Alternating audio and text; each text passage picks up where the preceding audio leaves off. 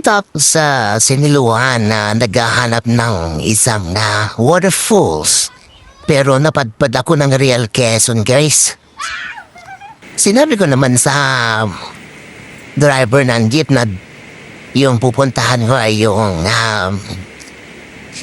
Tulay na Bato Falls. Pero dito ako naibaba. So, ginawa ko, nagtanong-tanong ako. Pero before that, na makapagtanong ako, pinuntahan ko muna ito, guys. So, ito yung bumuhat sa akin pagbaba ko doon sa...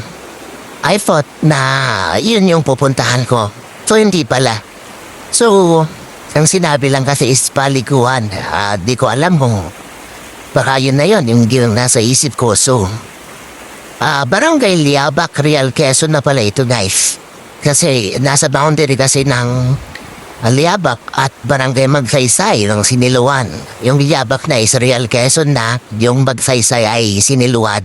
So yun, guys, nakapunta ako dito sa Camp Benjamin. Camp Mahogany. Yun, guys, ang ganda ng place. Simple siya pero alam mo yun,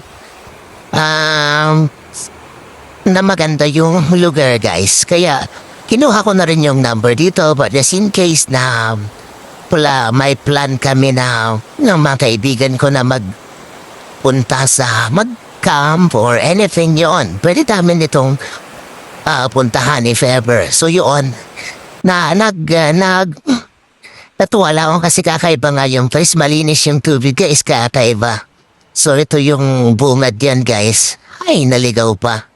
Kung saan ako naghahanap ng isang waterfalls, dito naman napunta. But anyway, good na rin kasi may natutunan ako. May nakita akong place na pwedeng mapag-stayan if ever gusto namin mag-camp sa susunod. Ayos!